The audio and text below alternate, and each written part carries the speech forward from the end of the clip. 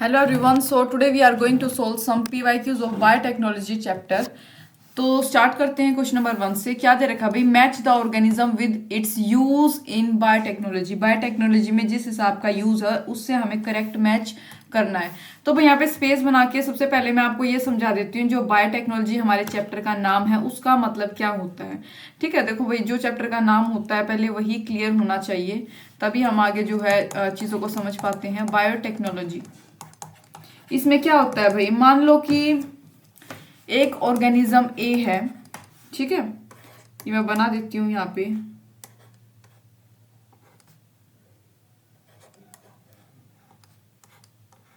ठीक है, अजीब और गरीब ऑर्गेनिज्म है ये, हालांकि एक है ऑर्गेनिज्म बी, ये ठीक है, ये ह्यूमन का, और ये है कोई प्लांट मान लो। ठीक है, कोई भी प्लांट इसको हम अज्यूम कर लेंगे। इसका हम क्या करेंगे, जीन ऑफ इंटरेस्ट जो होगा, जो हमें जीन चाहिए होगा, जीन ऑफ इंटरेस्ट, उसको हम दूसरे ऑर्गेनिज्म के अंदर क्या कर देते हैं, ट्रांसमिट कर देते हैं। ठीक है, यानी कि जीन ऑफ इंटरेस्ट, यानी कि क्या बोलते हैं इसको, डीएनए। ठीक है, वेदर ये कैसे हो सकता है इसका मतलब ट्रांसमिशन ऑर्गेनिज्म ए से बी में, whether by direct transfer, direct transfer भी हो सकता है, या फिर भाई इनडायरेक्ट ट्रांसफर। दो वेज हो सकते हैं, डायरेक्ट और इनडायरेक्ट। इनडायरेक्ट ट्रांसफर में क्या होता है भाई, वेक्टर्स वगैरह का यूज किया जाता है, और एक होता है डायरेक्ट ट्रांसफर। ठीक है, आगे आगे समझेंगे और चीजें। तो ये मेरे पास था, ये मैंने भाई आपको बता दिया इस चैप्टर का बेसिक। ठीक है, बेसिक नॉलेज मैंने आपको दे दी है इसकी। अब आगे जो है क्वेश्चन की बात करेंगे। वहां पे हमारे पास चार जो है टर्म्स दे रखी हैं, उन चारों के बारे में मैं थोड़ा थोड़ा बताऊंगी, ताकि वहां पे जो है आपको इजिली वो मैच द फॉलोइंग आप कर पाओ।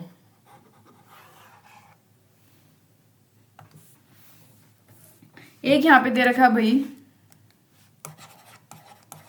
बैसिलस थ्यूरेंजाइनेसिस। ठीक है, एक ये दे रखा है। ये क्या होता है भाई, सोर्स होता है क्राई प्रोटीन्स का। ये प्रोटीन होते हैं क्राई प्रोटीन्स, मतलब cry A1 AB, cry AC, मतलब ये दो हमारे पास दो तीन प्रोटीन होते हैं इसमें। तो ये क्या होता है, एक सोर्स होता है क्राई प्रोटीन्स का। और अगर मैं बात करूं जो हमारे पास दूसरी टर्म वहां पे दे रखी है, थर्मस एक्वेटिकस, ये किसका सोर्स होता है भाई, thermostable DNA polymerase, thermostable DNA polymerase. ठीक है, यानी कि टैग पॉलीमरेज भी आप इसको बोल सकते हो। ये थर्मोस्टेबल डीएनए पॉलीमरेज का सोर्स होता है। बैसिलस थ्यूरेंजाइनेसिस की बात करूं तो वो क्राई प्रोटीन का सोर्स होता है। ठीक है, जिसको पीसीआर में यूज किया जाता है। ठीक है, पीसीआर हमारे पास रिएक्शन होती है, पॉलीमराइजेशन चेन रिएक्शन, जिसको हम आगे देख लेंगे, हमारे पास क्वेश्चन में आएगा। तो नेक्स्ट है भाई एग्रोबैक्टीरियम टूमी, एक मिनट पहले ये लिख लेती हूँ, एग्रोबैक्टीरियम टूमीफेशियंस। ठीक है, इसमें क्या होता है भाई, ये एक क्लोनिंग वेक्टर होता है। क्या होता है भाई, ये एक क्लोनिंग वेक्टर होता है।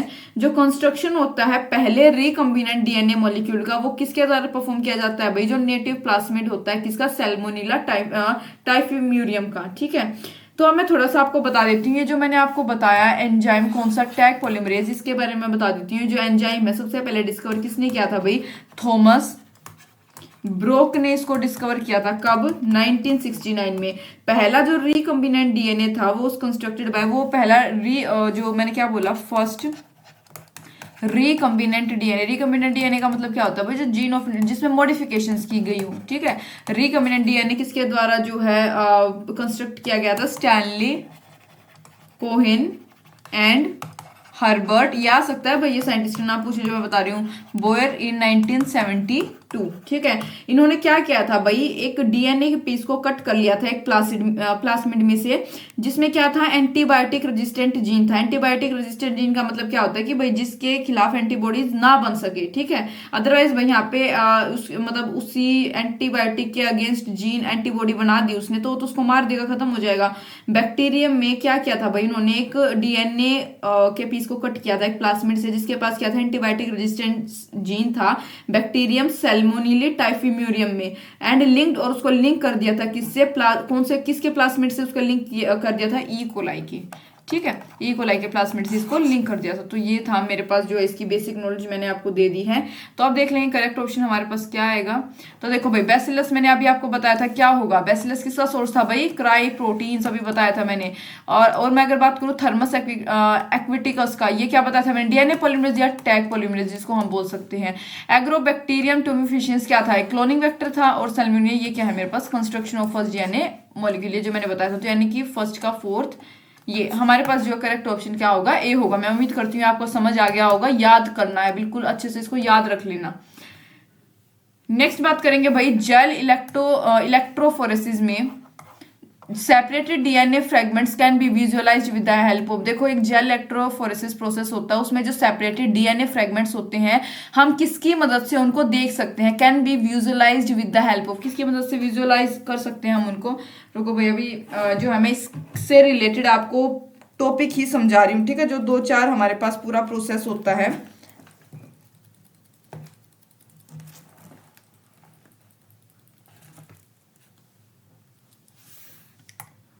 मैं आपको बेसिक सी बातें यहाँ पे बता रही हूँ कि कैसे क्या होता है, ठीक है।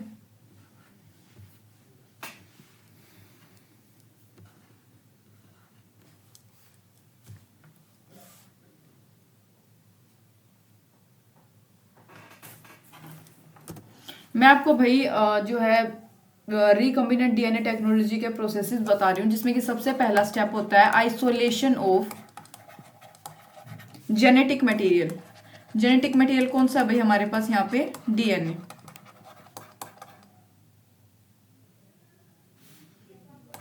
ठीक है, इसमें क्या होता है, मतलब इस प्रोसेस को कैसे अंडरगो किया जाता है। देखो भाई, मतलब जो डीएनए होता है आपको पता है वो एनक्लोज्ड होता है बहुत सारी मेम्ब्रेन्स के अंदर, राइट। तो हमें क्या करना पड़ेगा भाई, हमको जो वो सेल है उसको ब्रेक करना पड़ेगा, ठीक है, जो सेल है उसको ब्रेक करना पड़ेगा, क्या रिलीज करने के लिए, वहां से डीएनए, जिसके साथ और भी जो मैक्रोमोलिक्यूल्स होते हैं, जैसे कि भाई आरएनए हो गया, प्रोटीन हो गया, या फिर पॉलीसैकेराइड या लिपिड्स वगैरह की जो वॉल होती है वो भी होंगी उनके साथ। तो ये कैसे हम अचीव करेंगे, उनको ट्रीट करते हैं बैक्टीरियल सेल से या फिर प्लांट और animal tissues with enzyme such as, जैसे कि भाई बैक्टीरिया है, बैक्टीरिया की सेल वॉल अगर हमको तोड़नी है तो उसके लिए हम लाइजोजाइम एंजाइम का यूज करते हैं, क्योंकि ये लाइजोसोम की बनी होती है, ठीक है। तो इसके लिए हम लाइजोजाइम, ठीक है। उसके बाद सेलुलोज की बात, सेलुलेज का हम यूज करते हैं, जो सेलुलोज की बनी होती है, कौन सी, प्लांट सेल्स।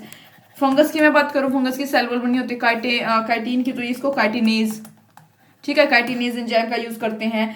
तो भाई ऐसे हम इनका यूज करके पहले तो उन सबकी सेल वॉल का ब्रेक डाउन करते हैं। फिर हम जानते हैं कि जो जीन्स है वो कहाँ पे लोकेटेड होता है, जो लॉन्ग मॉलिक्यूल होता है डीएनए की, ठीक है, जो कि प्रोटीन्स और हिस्टोन से इंटरविंड होता है। आपको पता होगा भाई प्रोटीन और हिस्टोन्स से वो जो है मतलब ऐसे घिरा होता है, उसके ऊपर हिस्टोन्स की ऐसे ऑक्टामर बना होता है, तो भाई इससे घिरा होता है ये। तो जो आरएनए है उसको हम कैसे रिमूव कर सकते हैं, बाय ट्रीटमेंट, उसको हम राइबो न्यूक्लियस के साथ ट्रीटमेंट करके आरएनए को रिमूव कर देंगे। जबकि जो प्रोटीन्स है वो कैसे रिमूव हो जाएंगे, प्रोटीज की मदद से।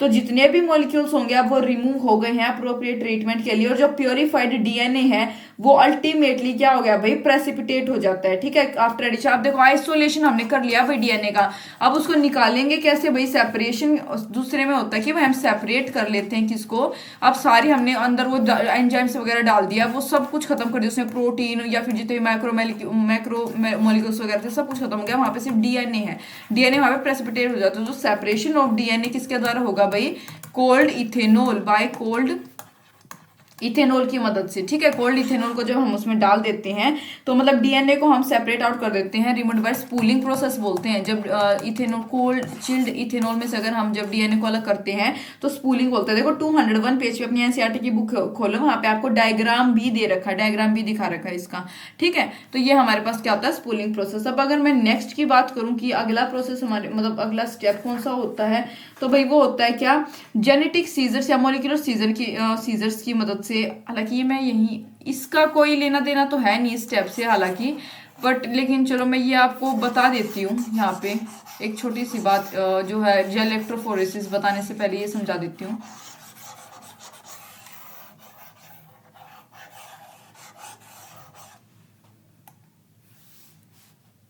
देखो भाई,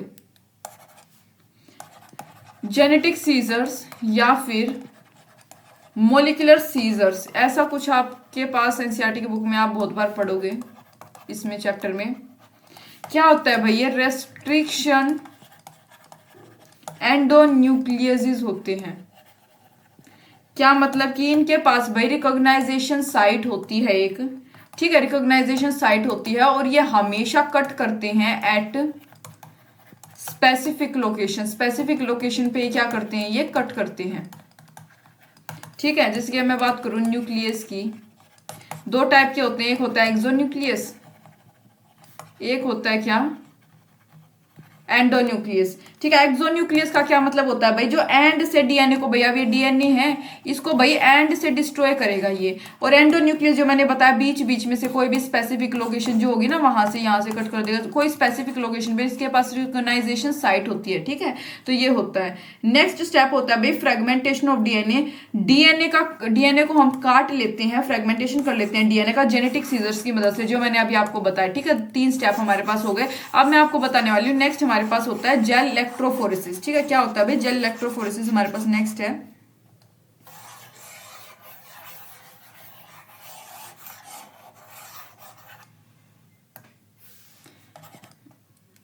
जेल इलेक्ट्रोफोरेसिस, ठीक है, ये होता है हमारे पास नेक्स्ट। तो इसमें क्या होगा भाई, देखो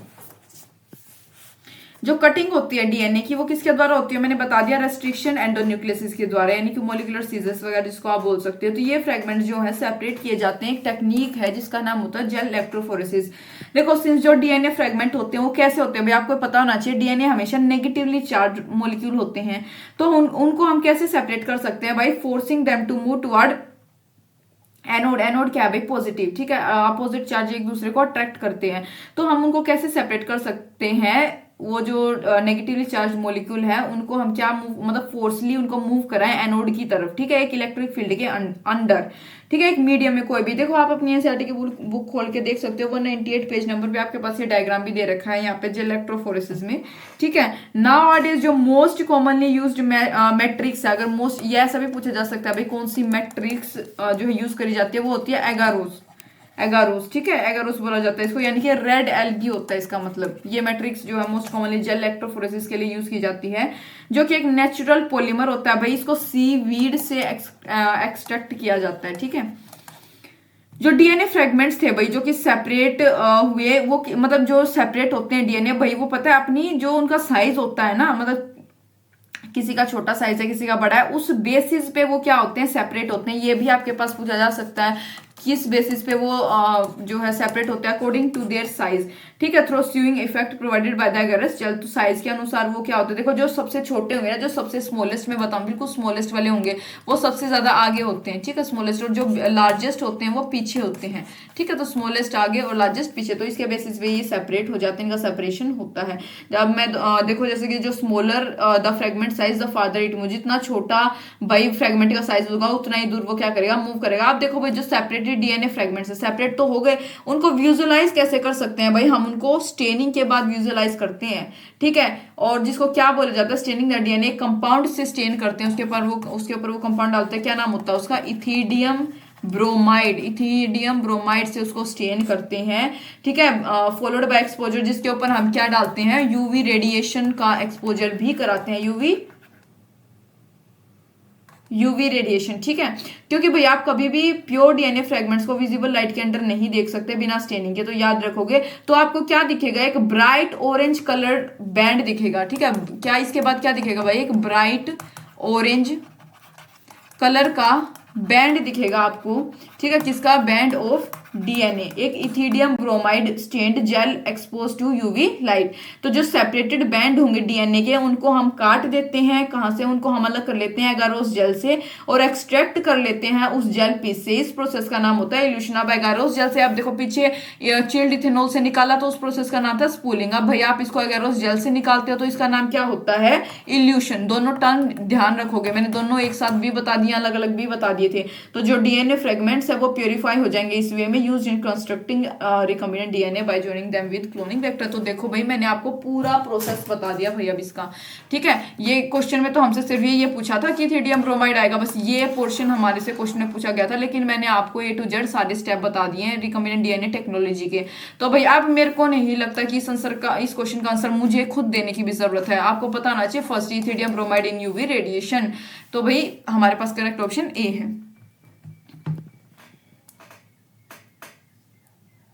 नेक्स्ट बात करेंगे भाई थर्ड क्वेश्चन की, क्या दे रखा है, बीटी कॉटन की जो वैरायटी होती है दैट वाज डेवलप्ड बाय, जो कि कैसे डेवलप हुई थी, बाय इंट्रोडक्शन एक टॉक्सिन जीन जिसका नाम था Bacillus thuringiensis is resistant to. हमने एक बायोटेक्नोलॉजी और इसके एप्लीकेशन वाला चैप्टर किया था भाई, उसके पीवाईक्यूज मैंने कवर किया थे, अलग से चैप्टर भी हमने कर रखा है, मैंने उसमें भी ये चीज आपको बताई थी इसके रिगार्डिंग, ठीक है। तो वही ऐसा ही रिपीटेड क्वेश्चन है ये। तो किसके भाई, इंसेक्ट पेस्ट, ठीक है, जो इंसेक्ट पेस्ट होते हैं उसके अगेंस्ट रेजिस्टेंस जो कैपेसिटी होती है इसके पास। बीटी कॉटन जो एक रेजिस्टेंट होता है to cotton bollworm, cotton bollworm, और मैंने बताया था ये क्राई प्रोटीन्स का क्या होता है, सोर्स होते हैं। और क्राई 1AC और क्राई 2AB ये दो genes introduce have been introduced in cotton to protect, जो कॉटन बोलवर्म होते हैं उनसे प्रोटेक्शन के लिए इन दोनों जीन्स को उसके अंदर इंट्रोड्यूस कर रखा है। This makes BT cotton biopesticide. तो ये क्या हो गए भाई, इंसेक्ट या पेस्ट से, या इसको आप इजीली बोल सकते हो बायोपेस्टिसाइड, ठीक है, उसके अगेंस्ट क्या होता है, इसको प्रोटेक्शन दी जाती है। नेक्स्ट है भाई identify wrong statement, incorrect statement बतानी है किसके रिगार्ड में, रेस्ट्रिक्शंस एंजाइम। सो मैंने रेस्ट्रिक्शन एंजाइम आपको बताया था, वहां पे समझाया था। रॉन्ग, कट द स्टैंड, बिल्कुल ठीक है भाई। पैलिंड्रोमिक साइट्स क्या होती है वो मैं आपको बता दूंगी, पैलिंड्रोमिक साइट क्या का मतलब क्या होता है आगे। यूजफुल इन जेनेटिक इंजन, बिल्कुल ठीक है। Sticky and can be joined by using DNA ligase, ये यहाँ पे हमारे पास इनकरेक्ट है। Each restriction enzyme function by inspecting the length of DNA, बिल्कुल इसकी सीक्वेंस के ऊपर बेस। आप थोड़ा सा समझो भाई इस क्वेश्चन को क्या बोल रखा, मैंने आपको ये तो बता दिया करेक्ट है इनकरेक्ट है। हो सकता है थोड़ा बहुत आपको इसमें से समझ आ भी गया हो, जिसने एनसीईआरटी पढ़ रखी होगी उसको अच्छे से पूरा ही आ गया होगा। खैर मैं बता देती हूँ, देखो जो रेस्ट्रिक्शन एंडोन्यूक्लियस होते हैं भाई वो कट करते हैं डीएनए को स्पेसिफिक पोजीशन से। आपको पता है मैंने बताई थी ये बात, एंडोन्यूक्लियस और एक्सोन्यूक्लियस दो टाइप के होते हैं, राइट। एक्सोन्यूक्लियस एंड से कट करता है और एंडोन्यूक्लियस को स्पेसिफिक जो है लोकेशंस होती है वहां से उसको क्या करता है, कट करता है। तो ये क्या करते हैं भाई, फंक्शन करते हैं by inspecting the length of, obviously DNA sequence की जितनी लेंथ है उसके अनुसार क्या होता है, फंक्शनिंग होती है। रेस्ट्रिक्शन एंडोन्यूक्लियस बाइंड किसके साथ करते हैं, बाइंडिंग डीएनए के साथ, किसके साथ भाई, restriction endonuclease bind with DNA और कट कर देता है दो स्ट्रैंड ऑफ डबल, और उसके जो डबल हेलिक्स स्ट्रक्चर जो होता है ना उसके दो स्ट्रैंड्स होते हैं उसको अलग अलग कर देता है, ठीक है। जैसे कि भाई ये ऐसे ऐसे ऐसे था ना, इसको अलग अलग कर देगा, दोनों स्ट्रैंड्स को अलग अलग कर देगा, ठीक है। एट स्पेसिफिक मतलब कोई भी स्पेसिफिक पॉइंट से उसको कट कर लेता है। इन देयर शुगर फॉस्फेट, आप जानते हो भाई डीएनए की बैकबोन कैसे होती है, अगर आपको उसकी प्रॉपर्टी बताओ ये बोला जाता है कि शुगर और फॉस्फेट की बनी होती है, ठीक है। शुगर और फॉस्फेट की बॉन्डिंग्स वहां पे होती है, और ये हमारे पास भी आगे डीएनए वाला चैप्टर भी आएगा, वहां पे भी हम समझ लेंगे। दे आर यूज, इसको भाई जेनेटिक इंजीनियरिंग में भी यूज किया जाता है रिकॉम्बिनेंट मॉलिक्यूल बनाने के लिए डीएनए का। डीएनए लाइगेज ज्वाइन कर लेते हैं, ज्वाइंस द डीएनए फ्रेगमेंट। तो वहां पे हमारे पास पता नहीं क्या दे रखा था, इसका आंसर आएगा डीएनए लाइगेज जो होते हैं भाई ये किसको ज्वाइन करते हैं, डीएनए फ्रेगमेंट्स को, ठीक है, ना कि स्टिकी एंड्स जो वहां पे दे रखा था वो इनकरेक्ट था। रेस्ट्रिक्शन एंजाइम क्या प्रिवेंट करते हैं, replication of phase DNA, DNA की फेज की रेप्लिकेशन को प्रिवेंट करते हैं बाय कटिंग इट, इसको बहुत सारे पीसेस में कट करके। Restriction enzyme were named for their ability to restrict, limit या फिर number of strains of bacterial phage that can infect a bacterium. अब ये लाइन थी एनसीईआरटी की। तो भाई मैं उम्मीद करती हूँ ये चीज अभी आपको समझ आई होगी। और पैलिंड्रोमिक सीक्वेंस क्या होती है, चलो वो भी मैं यहाँ पे बता देती हूँ। तो पैलिंड्रोमिक सीक्वेंस क्या होती है वो बता देती हूँ भाई।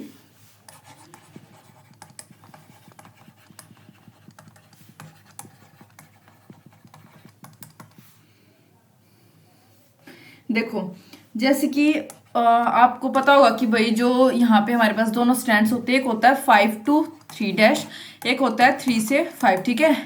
एक दूसरे मतलब ये क्या बोलते हैं इन दोनों को, एक दूसरे के कॉम्प्लीमेंट्री, ठीक है, क्या बोल जाता है भाई, कॉम्प्लीमेंट्री स्ट्रैंड्स। तो देखो यहाँ पे मान लो कि यहाँ पे 5 to 3 में है GAATTC,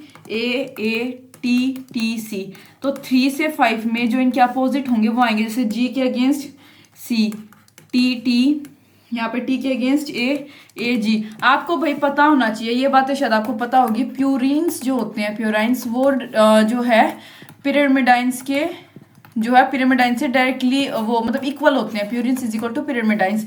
प्यूरिन्स यहाँ पे कौन से होते हैं भाई, जो ग्वानिन होता है आप याद रखोगे वो साइटोकाइनिन साइन के अपोजिट होता है, एडोनाइन टी के, ठीक है। और यहाँ पे हमारे पास क्या बच गया, मतलब ये चीज आपको याद रखनी है आगे। और आगे जो है इसकी पैलिंड्रोमिक सीक्वेंस के बारे में आपको और बता दूंगी, ऐसी कोई बात नहीं है। क्वेश्चन में जिस प्रकार जैसे भी क्वेश्चन आएगा हमारे पास, ये जिसमें आपको एक बेसिक बात बता रही थी ताकि ये क्वेश्चन यहाँ तक आपको सारी चीजें क्लियर रहे। ओके यहाँ पे भाई हमसे पूछा गया specific palindromic sequence which is recognise to E coli is, कौन सी है भाई, ये करेक्ट बताना है हमें यहाँ पे। तो देखो ये करेक्ट है, करेक्ट सीक्वेंस है ये टी ए, ये हमारे पास जो है इसकी करेक्ट सीक्वेंस है, क्योंकि जो स्पेसिफिक पैलिंड्रोमिक सीक्वेंस होती है और रिकॉग्नाइज की जाती है ई कोराई के द्वारा, ये है। और भाई मैं आपको बता दूं जो ई कोराई होती है वो 4 न्यूक्लियोटाइड स्टिकी एंड को क्रिएट करती है 5' के साथ, ठीक है। 5' एंड जो होता है जो कि ओवरहैंग ऑफ AATT, ये जो हमारे पास था ना AATT, ठीक है, ये यहाँ पे इसको जो है क्या करती है, 4 क्या बोला था मैंने, 4 क्या न्यूक्लियोटाइड स्टिकी एंड्स, ठीक है। तो जो न्यूक्लिक एसिड रिकॉग्नाइजेशन सीक्वेंस होगी जहां पे एंजाइम कट करेगा किसको, यहां से G को कट कर देगा, ठीक है, G को, और यहाँ पे किसको AATTC, ठीक है, इतने इसको यहाँ पे कट कर देगा।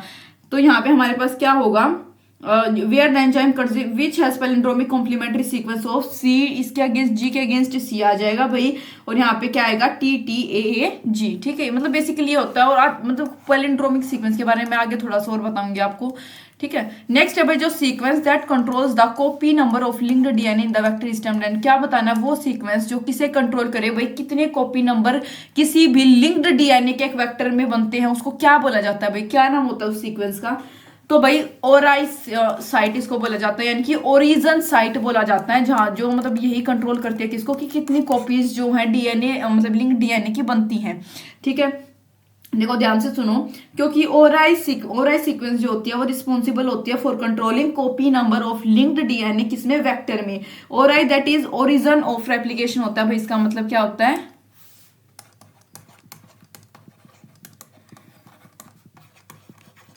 ओरिजन ऑफ रेप्लिकेशन बोला जाता है भाई इसको। तो इसमें क्या होता है, origin of replication is responsible for initiation of replication. Initiation का मतलब होता है जब रेप्लिकेशन को बिल्कुल इनिशिएट कौन कर रहा है, बिल्कुल स्टार्टिंग, और स्टार्टिंग में क्या करते हैं भाई, ये कॉपी नंबर को कंट्रोल करती है, ठीक है।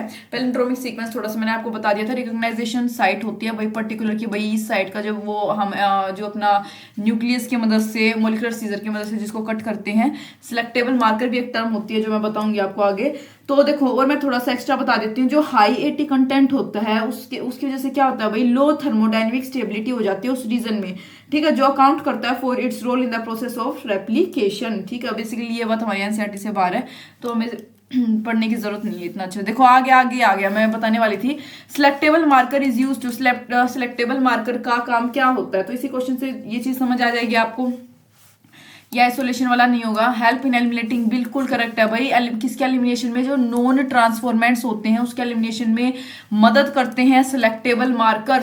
देखो नॉन ट्रांसफॉर्मेंट्स का मतलब ये होता है कि जो हमारे लिए यूजफुल नहीं है, ठीक है, जो ट्रांसफॉर्मेशन में काम नहीं आते, तो इनकी एलिमिनेशन में कौन काम करता है भाई, सिलेक्टेबल मार्कर। उनकी वजह से हम जो पर्टिकुलर कुछ स्पेसिफिक नॉन ट्रांसफॉर्मेंट्स होते हैं उनको एलिमिनेट करते हैं, सो दैट जो ट्रांसफॉर्मेंट्स है वो आगे रीजनरेट हो सके। डिजायर्ड रेट के लिए नहीं, सिलेक्ट नहीं, ये भी नहीं है। तो हमारे पास बी करेक्ट ऑप्शन है। सिलेक्टेबल मार्कर एक जीन होता है भाई जिसको हम इंट्रोड्यूस कर देते हैं एक सेल में, स्पेशली जैसे बैक्टीरियम हो गया या फिर जो सेल्स कल्चर में होते हैं, ठीक है, कल्चर प्लेट वगैरह में, that confers a trait suitable for मतलब कि जिसमें क्या होता है कोई भी आर्टिफिशियल सिलेक्शन के लिए कोई भी हम ट्रेट उसके अंदर डालते हैं। सिलेक्टेबल मार्कर किसमें मदद करते हैं, आइडेंटिफिकेशन और एलिमिनेशन में, किसके, नॉन ट्रांसफॉर्मेंट्स के, ठीक है, with list permitting selective growth of transformants. और जो है सिर्फ ट्रांसफॉर्मेंट्स को आगे ग्रोथ करने के लिए उसकी मतलब ग्रोथ को एग्जिबिट कराते हैं, ठीक है। थोड़ा सा और समझ लो भाई सिलेक्टेबल मार्कर के बारे में, वर्बली बोल के बता रही हूँ। ऐसे समझ आ जाएगा। सिलेक्टेबल मार्कर जीन्स कैसे होते हैं भाई, कंडीशनली डोमिनेंट जीन होते हैं। ये आपको ये जानना होगा कि सिलेक्टेबल मार्कर क्या होते हैं, कंडीशनली डोमिनेंट जीन होते हैं, क्योंकि भाई ये नॉन ट्रांसफॉर्मेंट्स को एलिमिनेट कर सकते हैं। That confer an ability to grow, जो कि जिनके इनके पास एक एबिलिटी हो सकती है कि ये किसकी प्रेजेंस में भी ग्रो कर सकते हैं, जो अप्लाइड सिलेक्टिव एजेंट्स हैं, जो कि नॉर्मली कैसे होते हैं भाई, कोई भी प्लांट सेल होगा उसके लिए टॉक्सिक होती है या फिर उसकी ग्रोथ के लिए इनहिबिटरी मानी जाती है। उस कंडीशन में भी सिलेक्टेबल मार्कर क्या कर देते हैं भाई, सिलेक्टेबल मार्कर जीन्स जो है ग्रो हो जाते हैं। जैसे कि एंटीबायोटिक्स हो गया या फिर हर्बिसाइड्स जो होते हैं, जीन्स जो कि फ्रिक्वेंटली यूज किए जाते हैं ट्रांसफॉर्म्ड प्लांट टिश्यू को सिलेक्ट करने के लिए, वो कौन से होते हैं भाई, मतलब NFT2 यहाँ पे लिख देती हूँ, हालांकि एनसीईआरटी से ये बाहर है, ये HPT bar and GOX GOX, ठीक है, ये होता है। That confer resistance to kanamycin, hygromycin, phosphinothricin, glyphosate respectively, मतलब ये सारे नाम। कॉमनली जो नीमोमाइसिन होता है भाई, नीमोमाइसिन फोस्फोट्रांसफिरेज, और जो हाइग्रोमाइसिन फोस्फोट्रांसफिरेज जो होता है भाई, और जो फोस्फोआइनोथ्राइसिन एसिटाइल ट्रांसफिरेज और ग्लाइकोफोस्फेट ऑक्सीडिडक्टेज। ये एनसीईआरटी में नहीं दे रखी कहीं पे भी, ये लाइनें नहीं है, ये जस्ट मैंने आपको एक्स्ट्रा नॉलेज के लिए वर्बली बताया, लिखा भी नहीं इस वजह से, क्योंकि हो सकता है मतलब ये ऐसा कुछ पूछ ले, वरना कोई चांसेस भी नहीं होते। और मैं थोड़ा सा ये बता देती हूँ, जो मैंने आपको NFT2 यहाँ पे लिख रखा है, इसका क्या यूज होता है, मतलब जो use in concert with the जो एंटीबायोटिक होती है ना, kanamycin antibiotic has become the most widely used selectable marker, तो उसमें काम किया जाता है, इसको जो मतलब काम में लिया जाता है, जो कि आज के मतलब टाइम में काफी ज्यादा नॉन सिलेक्टेबल मार्कर बन चुकी है, ठीक है। नेक्स्ट क्वेश्चन है भाई, गिवन बिलो 4 स्टेटमेंट, 4 स्टेटमेंट दे रखी है pertaining to separation DNA using gel electrophoresis के रिगार्डिंग है भाई, और इनकरेक्ट यहाँ पे बतानी है। और मैंने आपको ये gel electrophoresis first second question में समझा दिया था अच्छे से। डीएनए नेगेटिवली चार्ज, इनकरेक्ट बताना है। Molecular and soil loaded towards, बिल्कुल ठीक है भाई, ये स्टेटमेंट गलत नहीं है, ठीक थी, बताई थी। Travel along the surface of the gel whose concentration does not affect movement of, यहाँ पे हमें बताना है, इनकरेक्ट स्टेटमेंट बतानी है, तो भाई इनकरेक्ट फर्स्ट वाली है, डीएनए लोडेड नहीं होता, जेल के ऊपर लोडेड नहीं किया जाता टुवर्ड्स सा, नहीं गलत हो गया, ये फर्स्ट स्टेटमेंट ही करेक्ट है, ठीक है। यहाँ पे मैंने ये लोडेड के ऊपर, ये ऐसे वर्ड के ऊपर आपको ध्यान रखना है, एनसीईआरटी में लोडेड ऑन जेल नहीं दे रखा, बताऊंगी क्या आएगा। DNA fragment travel along the surface of the gel whose concentration does not, बिल्कुल ठीक है भाई, जो डीएनए की मूवमेंट को अफेक्ट नहीं करती। स्मॉलर द साइज, बिल्कुल ठीक है। Larger pure DNA can be, बिल्कुल ठीक है भाई, exposing to UV radiation ethidium bromide की प्रेजेंस में, और ब्राइट ऑरेंज कलर आता है, पूरा मैंने समझाया था। देखो भाई, अब डीएनए फ्रेगमेंट्स कैसे होते हैं, नेगेटिवली चार्ज मॉलिक्यूल्स होते हैं, पता है भाई आपको। तो ये सेपरेट कैसे किए जाते हैं, हम इनको फोर्स करते हैं कि जो पॉजिटिव इलेक्ट्रोड होता है, दैट इज एनोड की जो साइड होती है ना, फोर्सली इनको मूव कराया जाता है, लोडेड नहीं होता जेल के ऊपर, ठीक है। तो हमारे पास यहाँ पे करेक्ट ऑप्शन क्या आएगा, एक मिनट, यहाँ पे ये इनकरेक्ट थी मेरे पास, ठीक है। Travel along the surface, that ये मूवमेंट को अफेक्ट करते हैं भाई, मूवमेंट ऑब्वियसली स्मॉल और लार्जर के ऊपर बात होती है, तो ये मूवमेंट को अफेक्ट करते हैं, ठीक है। और यहाँ पे ये फोर्थ वन डायरेक्टली, यहाँ पे गलत आ गया भाई, डायरेक्टली नहीं आएगा, मैंने आपको पूरी बात बता दी थी लेकिन मैं डायरेक्टली नहीं पढ़ पाई।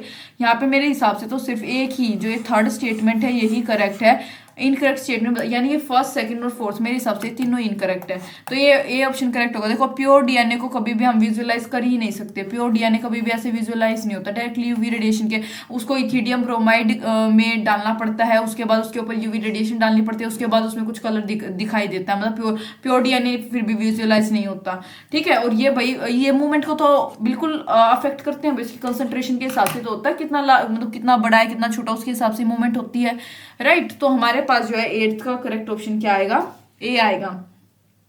देखो, अगर हम कंसंट्रेशन एक जेल मतलब इंक्रीजिंग द कंसंट्रेशन हो जाए, अगर जेल की कंसंट्रेशन को बढ़ा दिया जाए तो वो जो माइग्रेशन स्पीड होती है डीएनए की उसको कम कर देगा। जो सेकंड पॉइंट दे रखा है ना, ये क्यों गलत है भाई, देखो ये याद रखना है कि अगर जेल की कंसंट्रेशन को बढ़ा दिया जाए, ठीक है, increasing the concentration of a gel, वो किसको रिड्यूस कर देता है, जो माइग्रेशन स्पीड होती है एक डीएनए की, यानी कि जो मूवमेंट की स्पीड होती है ना डीएनए की, एक उस पे मैट्रिक्स के ऊपर ली जाती है, करा जाता है, जो कि आज के टाइम में मतलब ज्यादातर कौन सा यूज किया जाता है, मैंने आपको बताया था एगारोस, ठीक है, यानी रेड एल्गी जो होती है, ठीक है, जो कि सी वीड से एक्सट्रैक्ट होते हैं, मतलब किए जाते हैं, तो भाई वो उसकी जो माइग्रेशन स्पीड है उसको अफेक्ट करती है। और लास्ट जो यहाँ पे लिख रखा है, डीएनए फ्रेगमेंट कभी भी विजुअलाइज नहीं किए जा सकते डायरेक्टली, मतलब अंडर यूवी लाइटर के after staining with ethidium bromide, ठीक है। वो हमेशा कब मतलब इथिडियम ब्रोमाइड के साथ उसको स्टेनिंग करानी पड़ेगी सबसे पहले। नेक्स्ट है भाई एक एंजाइम है catalysing the removal of nucleotides from ends of DNAs. एक एंजाइम जो कैटालाइज करे किसके रिमूवल को, न्यूक्लियोटाइड फ्रॉम एंड। भाई मैंने आपको बताया था फर्स्ट क्वेश्चन में ही, मैंने आपको समझाया था कि एंड ऑफ डीएनए से कौन सा होगा, एक्सोन्यूक्लियसिस। न्यूक्लियसिस दो टाइप के होते हैं, फिर से बता देती हूँ, ठीक है। मैं इस वजह से आपको वहीं बता दिया था जब मैं आपको पूरा प्रोसेस शायद सेकंड क्वेश्चन में बता रही थी वो उसका, कि भाई आगे काम आएंगे। एक्सोन्यूक्लियस होता है भाई जो बिल्कुल एंड से, ठीक है, एंड से डीएनए को कट करे। और एक्सोन्यूक्लियस क्या होता है भाई, जो इसके पास रिकॉग्नाइजेशन साइट्स होती हैं। तो ये क्या करता है, कुछ स्पेसिफिक पोजीशन से ही कट करता है, ठीक है। तो नेक्स्ट क्वेश्चन की तरफ मूव करते हैं भाई।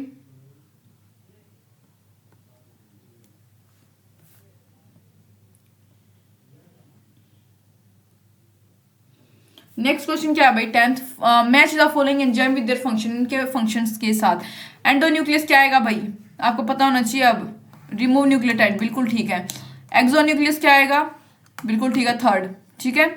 और उसके बाद हमारे पास क्या आएगा, ये डीएनए लाइगेज क्या था भाई, ये डीएनए फ्रेगमेंट्स को ज्वाइन करता है, मैंने बताया था। और tag polymerase extend primers on genomic plate. तो देखो कौन सा करेक्ट ऑप्शन होगा 10th का। तो हमारे पास यहाँ पे ए का थर्ड, एक मिनट, ये एक्सो और एंडो में वो हो गया। ये एंडो क्या था भाई, जो कि डीएनए को स्पेसिफिक पोजीशन से कट करे, और एक्सो क्या था, जो कि कहाँ से कट करे। 10th का यहाँ पे हमारे पास सी है, यानी कि ए का third nucleus and specific location पे कौन कट कर रहा था, एंडोन्यूक्लियस होता है, ठीक है। मतलब यहाँ पे आप इसको देख लेना, मैंने अभी पीछे भी तो बताया था भाई, ठीक है, आप समझ गए होगे, मैंने 2-3 बार ये बता चुकी हूँ मैं। तो इसका करेक्ट ऑप्शन सी है। सी का क्या आएगा भाई, ये डीएनए फ्रेगमेंट्स को ज्वाइन कौन करता है, डीएनए लाइगेज। एक मतलब आप ये मान सकते हो डीएनए फ्रेगमेंट का कौन है फेविक्विक, तो वो है डीएनए लाइगेज, ठीक है। ये जो फ्रेगमेंट्स टूटे फूटे होते हैं उनको जोड़ने का काम करता है डीएनए लाइगेज। टैग पॉलीमरेज क्या होता है भाई, एक्सटेंड प्राइमर और जीनोम, एक जो जीनोमिक प्लेट होती है भाई, जीन्स वाली, जहाँ पे मतलब जीन होते हैं प्रेजेंट, तो उसको क्या करता है, एक्सटेंड प्राइमर्स, उसके ऊपर प्राइमर्स यानी कि जो लाइन होती है इसको बोलते हैं प्राइमर्स, ठीक है, उसको एक्सटेंड करता है, उसको बढ़ा देता है, क्या, टैग पॉलीमरेज, ये जो एंजाइम होता है एक।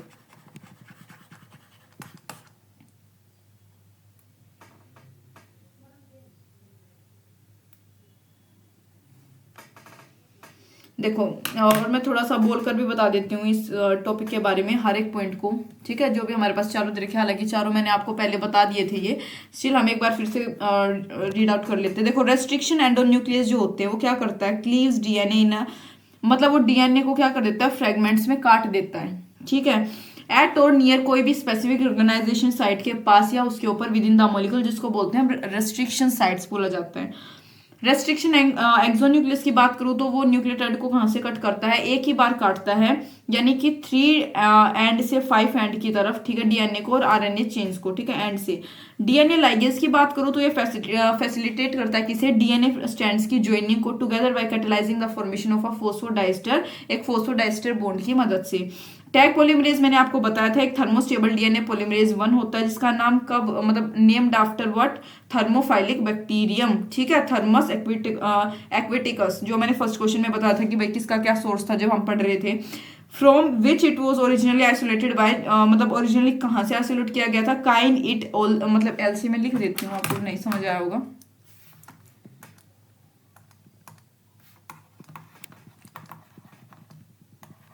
इट एल इन 1976, ये क्या करता है, अटैच कर देता है न्यूक्लियोटाइड्स को डीएनए टेम्पलेट के ऊपर, thereby copying the DNA, ठीक है। तो मैं उम्मीद करती हूँ ये आपको समझ आया होगा। 2 एंटीबायोटिक रेजिस्टेंस जीन्स हैं ऑन वेक्टर PBR322R4। देखो, ये हमारे पास एक वेक्टर होता है भाई, इसके ऊपर 2 एंटीबायोटिक रेजिस्टेंस जीन्स होते हैं, ठीक है। वो कौन से होते हैं, किसके होते हैं, तो देखो मैं यहाँ पे आपको इससे रिलेटेड थोड़ा सा टॉपिक में समझा देती हूँ, ठीक है। जरूरी है भाई एकदम से शायद समझना है, और मैं अभी एक बार इसमें बताऊंगी तो हो सकता है बहुत से बच्चों को ये चीज़ ही एक बार में समझना आए, क्योंकि थोड़ा सा कॉम्प्लेक्स चैप्टर है ये, इतना इजी भी नहीं है, तो आपको खुद से एनसीईआरटी से रीडिंग वगैरह लेनी पड़ेगी बार बार। देखो, ई कोलाई क्लोनिंग वेक्टर जो होता है, कौन सा, PBR322, वो कंटेन करता है किसके लिए, एंटीबायोटिक रेजिस्टेंस जीन्स, किसके लिए, एम्पिसिलिन, यानी कि AMPR, और एक होता है भाई टेट्रासाइक्लाइन यानी कि टेटार, ठीक है। इसके लिए as selectable markers, selectable markers और मैं आपको बता चुकी हूँ क्या होता है। देखो सिलेक्टेबल मार्कर्स क्या करते हैं भाई, हेल्प करते हैं सिलेक्टिंग दोज होस्ट सेल, उन होस्ट सेल्स को सेलेक्ट करने में जो क्या कंटेन करते हैं ट्रांसफॉर्म्ड वेक्टर, और एलिमिनेट कर देते हैं नॉन ट्रांसफॉर्मेंट्स को। वहां से आपको पता चल गया भाई सिलेक्टेबल मार्कर अब होते क्या हैं। वो प्लास्मिड, कौन सा प्लास्मिड भाई, यहाँ पे हमारे पास कौन सा दे रखा प्लास्मिड PBr322 जो होता है, इसके पास एक वैरायटी होती है यूनिक रिकॉग्नाइजेशन साइट्स की। मतलब रेस्ट्रिक्शन एंडोन्यूक्लियस के लिए भाई इसके पास बहुत सारी रिकॉग्नाइजेशन साइट्स होती हैं। दो यूनिक साइट जो होती हैं रेस्ट्रिक्शन एंडोन्यूक्लियस की, मतलब दो यूनिक साइट जो होती है वो कौन सी होती हैं भाई, PS1 और एक होती है PVU1, ठीक है, जो कि लोकेटेड होती है कहाँ पे, MR जीन के अंदर यानी एम्पिसिलिन के, और BAMH1 के, और SA, अभी मैं बना के दिखाऊंगी आपको याद रखना है, SA1, ठीक है, मतलब SAL1, ठीक है, आर विद इन द, जो कि टेट्रासाइक्लिन के अंदर होती हैं। आप देखो आपके एनसीईआरटी का डायग्राम है, जो कि आप इसकी लोकेशन यहाँ पे याद रख सकते हो, क्योंकि ऐसे क्वेश्चन में पूछा भी जा सकता है कि भाई कौन सा कहाँ पे कैसे प्रेजेंट होता है।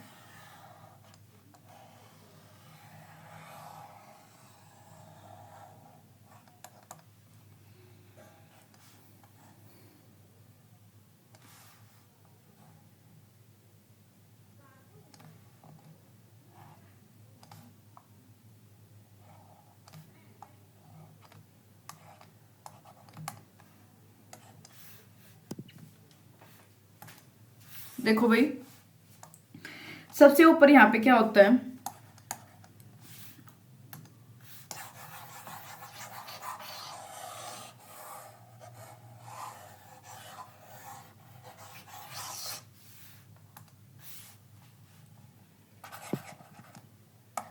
क्ले 1 और हिंड 3, ये होता है सबसे ऊपर, जो कि आप याद रखोगे।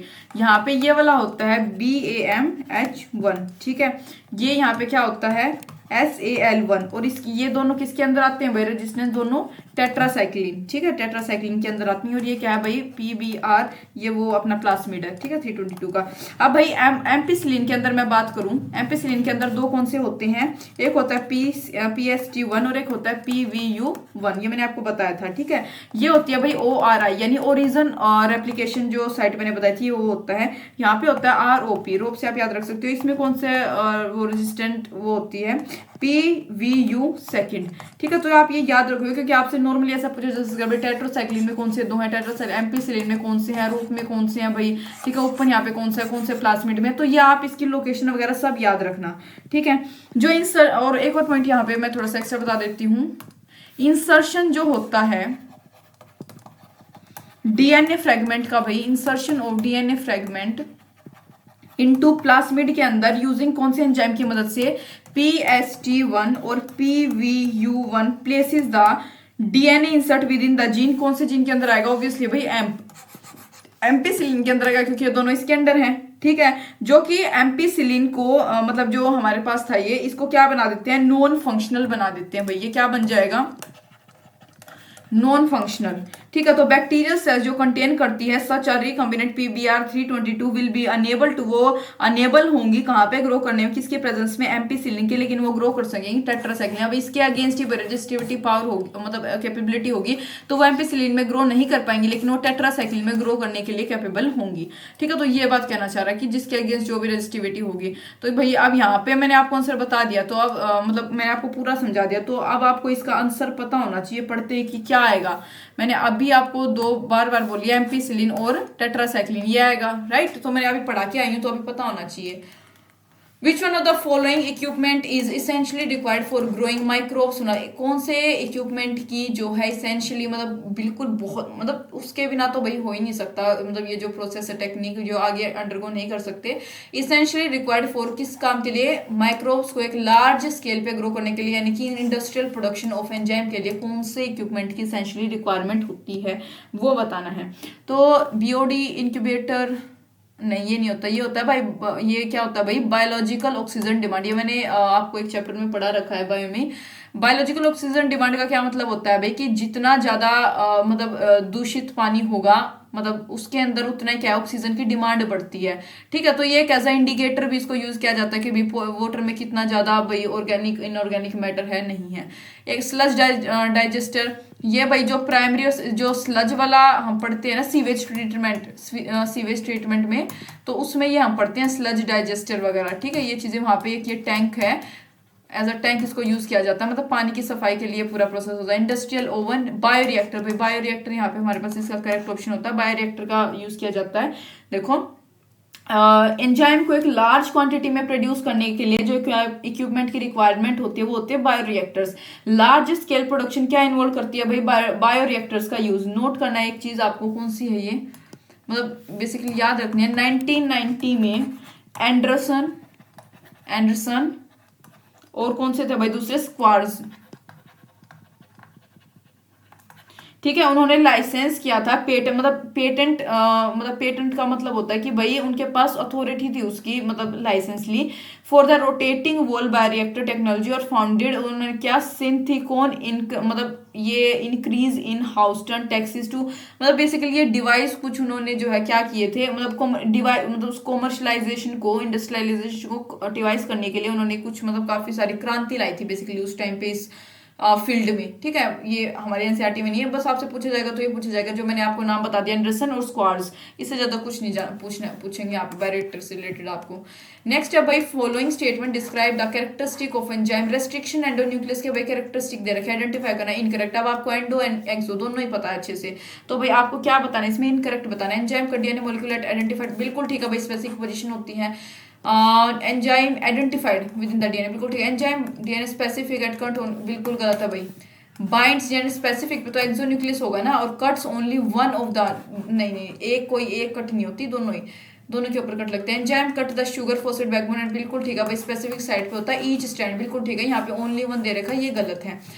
Enzyme recognise specific palindromic nucleotide sequence, बिल्कुल एक जो स्पेसिफिक पैलिंड्रोमिक न्यूक्लियोटाइड को रिकॉग्नाइज करता है। नेक्स्ट है भाई लास्ट क्वेश्चन हमारे पास,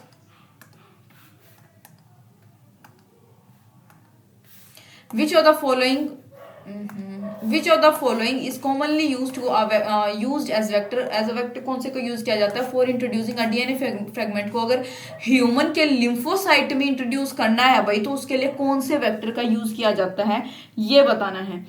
तो देखो, रेट्रोवायरस करेक्ट ऑप्शन है भाई इसका। रेट्रोवायरस क्या होता है, एक टाइप का आरएनए होता है, ये क्या होता है, एक टाइप का आरएनए वायरस होता है जो कि इंसर्ट की, जिसकी एक कॉपी ऑफ जीनोम को एक डीएनए जो होस्ट सेल का डीएनए होता है उसमें इंसर्ट कर दिया जाता है, दस चेंजिंग द जीनोम, और वो क्या करता है मतलब उसके अंदर ट्रांसफर कर दे, जब होस्ट सेल के सेल का जो जीनोम होता है उसको चेंज कर देता है। तो रेट्रोवायरस कॉमनली यूज किया जाता है as a vector for introducing a DNA fragment in human lymphocyte. ठीक है, तो टीआई प्लाज्मिड नहीं, पीबीआर ये भी एक प्लाज्मिड है, लेकिन ये अपना ये वो क्या बोलते हैं उसको, इंजाइमेटिक एक्टिविटी वगैरह के लिए होता है। तो रेट्रोवायरस यहाँ पे हमारे पास इसका करेक्ट ऑप्शन होगा। ठीक है,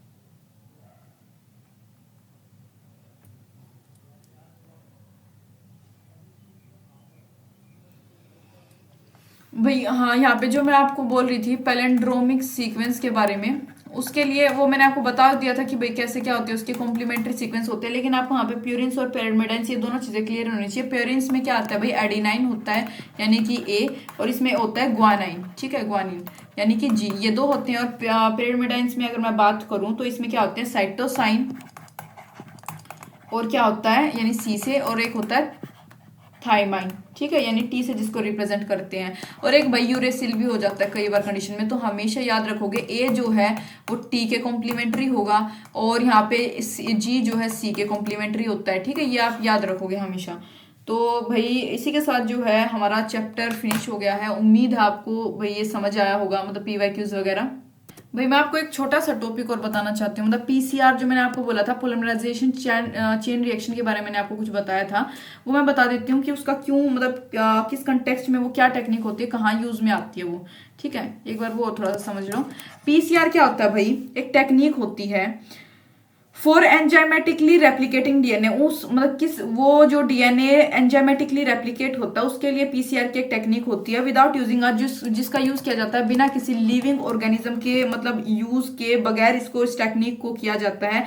जैसे कि एग्जांपल के तौर पे बात करी जा सकती है भाई ई कोलाई हो गई, ठीक है, ईस्ट हो गया, ठीक है, इनकी प्रेजेंस में, इनकी मदद से कॉमनली इसको यूज किया जाता है कहाँ पे, मेडिकल या फिर बायोलॉजिकल रिसर्च लैब जो होते हैं, बायोलॉजिकल रिसर्च लैब्स जो होते हैं वहां पे इसको यूज किया जाता है वैरायटी ऑफ टास्क के लिए, for a variety of task,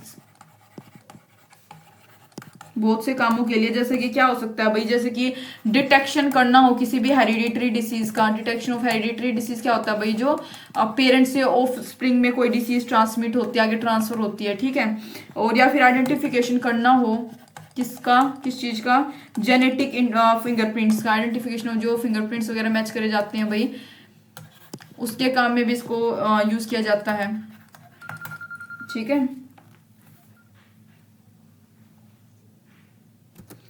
और भाई एक और टर्म होती है ब्लोटिंग। ब्लोटिंग का मतलब क्या होता है भाई, transfer of fragmented DNA sequence, मतलब कि जो फ्रेगमेंटेड डीएनए सीक्वेंस होती हैं